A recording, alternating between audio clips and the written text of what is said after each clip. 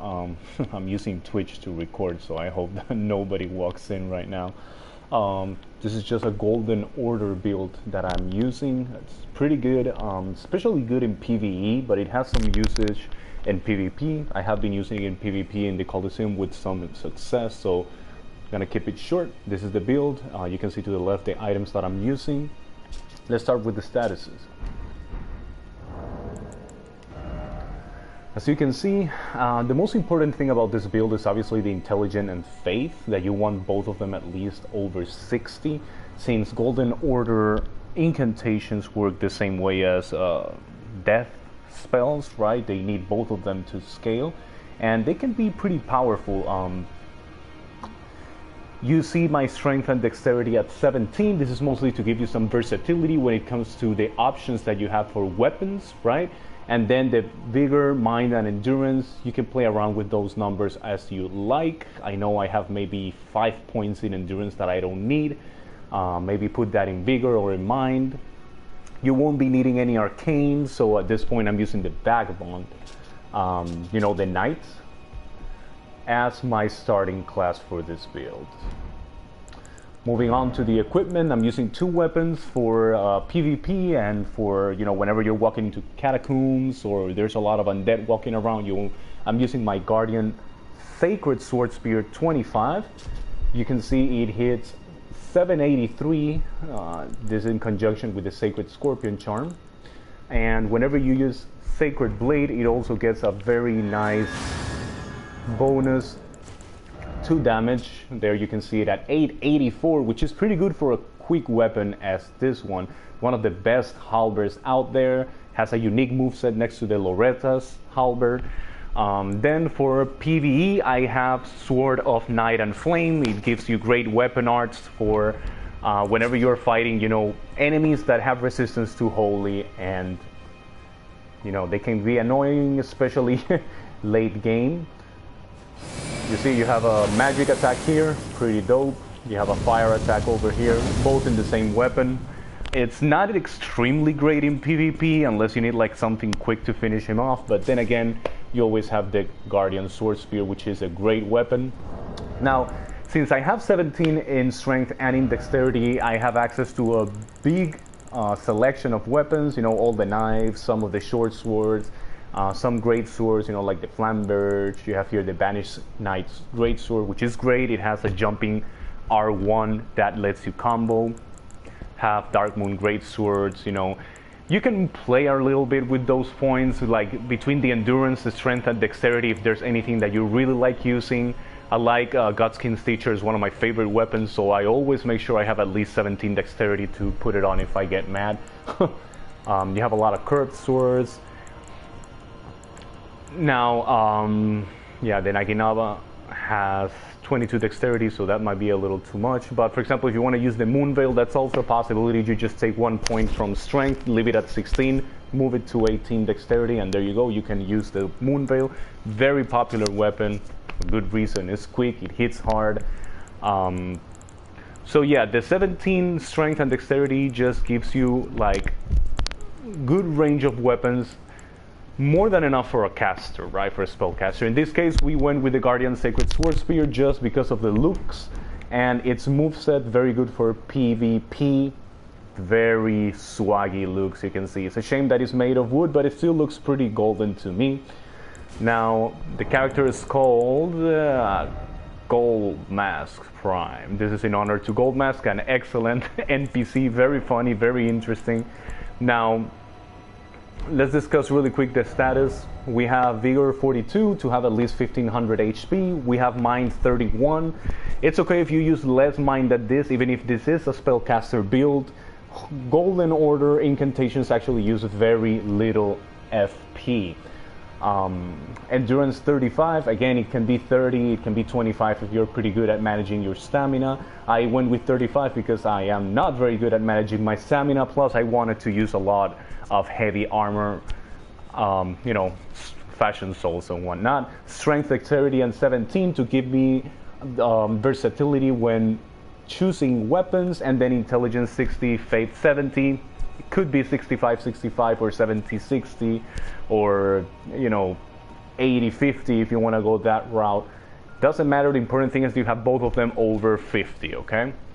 Or 50 or up. Then let's go ahead and discuss the spells really quick for this build. The most important ones are, well, Discus of Light, I use it whenever I'm playing PvE. I like that you can hit twice enemies, but in PvP I usually just use the Lightning Bolt. It's just similar speed and more damage altogether, right? But Triple Rings of Light is super good, both in PvP and PvE. Good damage, just 23 FP cost. Flame Black Ritual is just here, you know, for some control, creating space. It's not necessarily something you need for this build. I just use it now and then, you know, it's just one of those spells that you can just swap out. Now, Radagon Rings of Light at just 21 FP cost deals massive damage and creates knockback and knockdown, I'm sorry. It's just very slow to cast, but it's definitely a lot of damage for how little FP it costs. Elden Stars is here to annoy players in PvP that don't want to fight me straight on. Cheap damage, it helps you to bring aggro from enemies whenever you're playing PvE with some friends. You know, you need to pull that aggro towards you so that they can heal or whatever. Use Elden Stars, it will guarantee to bring that aggro to you. Protection of the Erdtree is basically increases all my defenses that are not physical, right? Then I have Law of Regression, which is one of my favorite incantations. It costs 55, but for a good reason. It will heal you from any status effect, it will clear any status effect, it will remove any debuffs, and it will remove any enemy buffs. For example, popular combinations not right now that you can find in the Colosseum are like, for example, people using this Fire's Deadly Scene combined with Blood Flame Blade to create an aura of fire that does bleeding damage, and they just start rolling around you.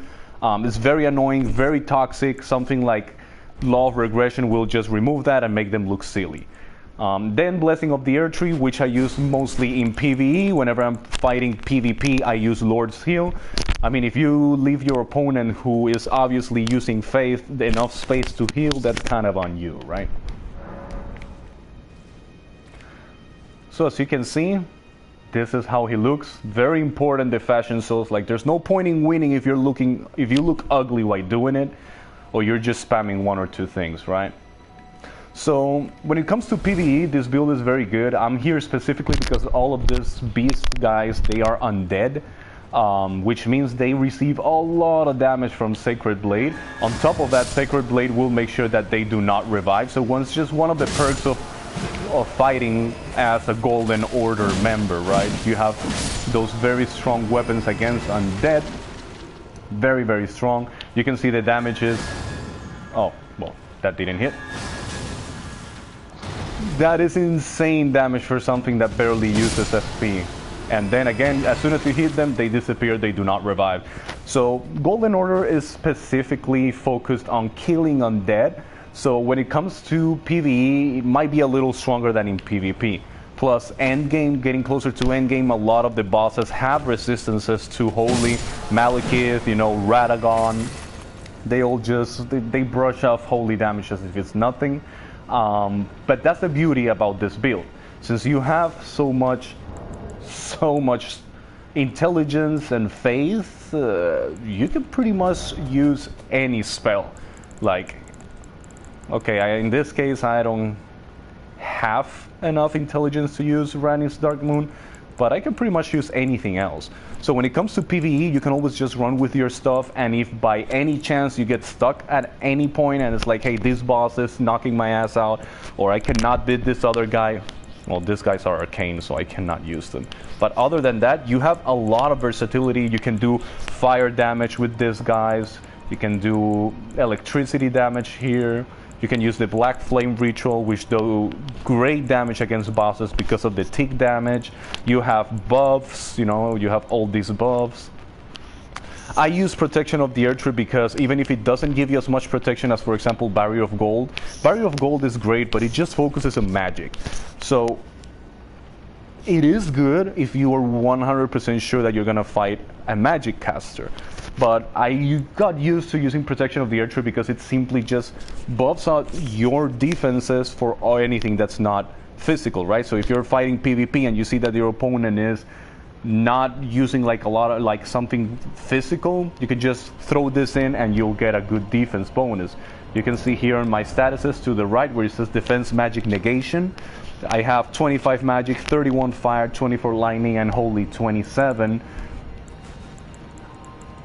As soon as you cast this, you're gonna notice, you see now I have 47 against magic, which is pretty decent. Fire 51, 47 lightning, and 49 holy. Now if I'm fighting PvP and I notice that my opponent is using something like a bleed build, then I'll just go ahead and chug one of these crab leggywigs. There you go, and now my physical defense went up to 52. So it's very quick for you to gain those defensive bonuses. So as a magic caster, spellcasters, intelligence-focused spellcasters, they have a lot of homing and they have a lot of different ways of dealing damage. That's what they do. But whenever you're playing Faith, you have the ability to move the, change the flow of the battle however you want. You have defensive bonuses, you have heals.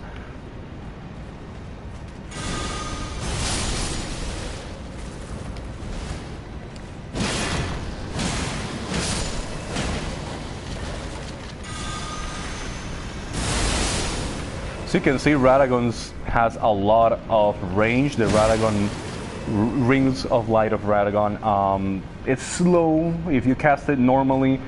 It's like medium cast speed. If you charge it, it's slow cast speed.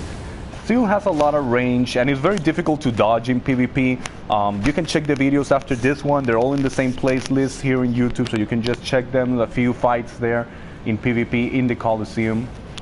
Very fun to play. Kind of OP in PvE. If I would rate this build for PvE, it's a definitely 5 stars out of 5. You can do everything. You have every spell in your disposal. You have good weapons. You have decent weapon art. Now in PvP, it changes a bit because if you're using specifically Golden Order spells, well, holy damage is nothing to brag about. I like these discs because they come back to you. So, if you know how to use them, you can use whenever they come back to try and hit your opponents with them, right? It's so fun. It's so fun. Now, triple rings of light is very good against multiple opponents. It's also has huge, massive hitbox, as you can see.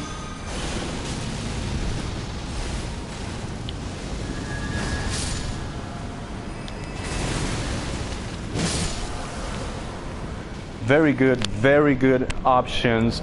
Now, when it comes to the items I use, the utility, I have Preserving Boluses because nothing worse than having Rot, right? I have Boiled Crab, which is the one that buffs my defenses to over 50 in case I'm fighting physical. I have Rancor Pot that scales with intelligence and faith.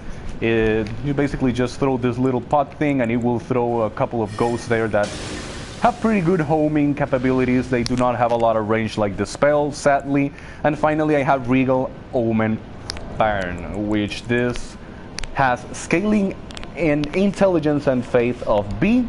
It also has a lot of homing, so it's very good to creating pressure, especially against players.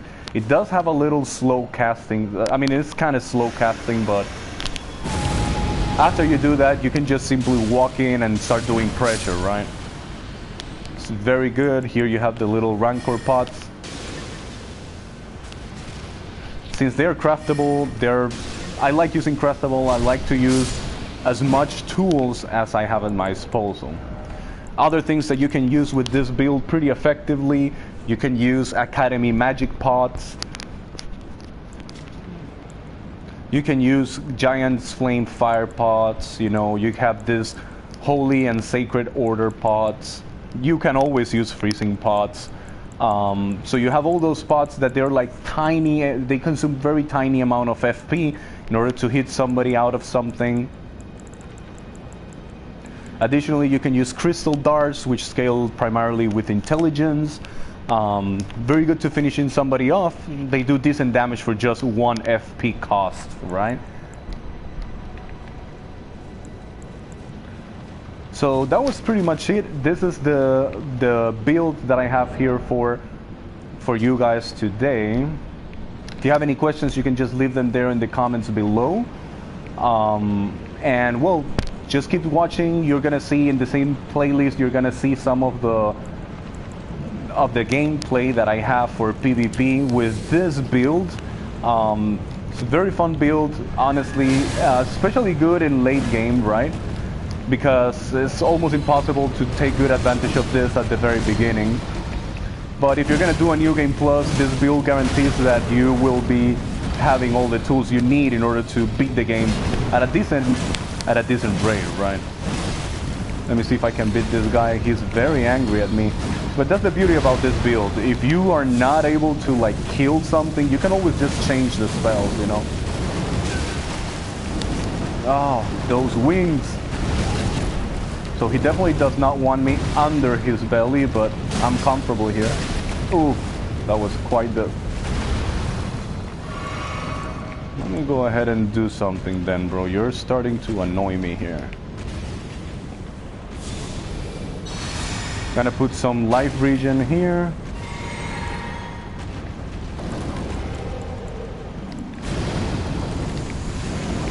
Oh, I think he's gonna burn my butt. Huh? Where did he go? Anyways, thank you very much for watching. Make sure to see the other videos for PvP duels and explain a little how to use the tools. This is a very fun build. I will be creating eventually a character just to always play Golden Order. It's very fun, and obviously remember to equip this. This is the most important part of the whole set. Not the most important maybe, but it's like the main one. Is the Radiant Goldmask, which strengthens Golden Order incantations. This one next to the Golden Order seal, it scales both with intelligence and faith. You can see that it also boosts fundamentalist incantations, so it all plays together very nicely. So again, you have the Guardian Sacred Swordspear for PvP, and you have the Sword of Night and Flame for PvE. A little shield there in case you're fighting somebody very annoying. You can always boost it. So there's one to boost it with Golden Order stuff. The Immutable Shield will let you protect yourself against any effects, like for example, those ulcerated tree spirits. Whenever they're doing those rot incantation area attacks, you can block 100% of that status damage with this. And if you're using magic, you can always enhance them with this, which greatly increases the guard ability of the shield, so you don't take a lot of stamina to use them. Again, you have a lot of items that you can use. Finally, since this build uses both intelligence and faith, your weapon does not necessarily have to stay as a sacred one, right? In this case, I'm using sacred because I like the whole build is all focused in being, you know, Goldmask, so it has a theme, you know, it has a vibe. But you're not obligated to use just holy weapons. Like, that's the beauty about this build. Like, you can grab this and do it magic or cold. Both of them would scale with intelligence. Can go ahead and do it flame, scales with faith. Here are the ones that I have for sacred. You can do it. You can even equip an electricity Ash of War, still do it sacred. So you have a lot of versatility when it comes to the weapons that you want to use, right?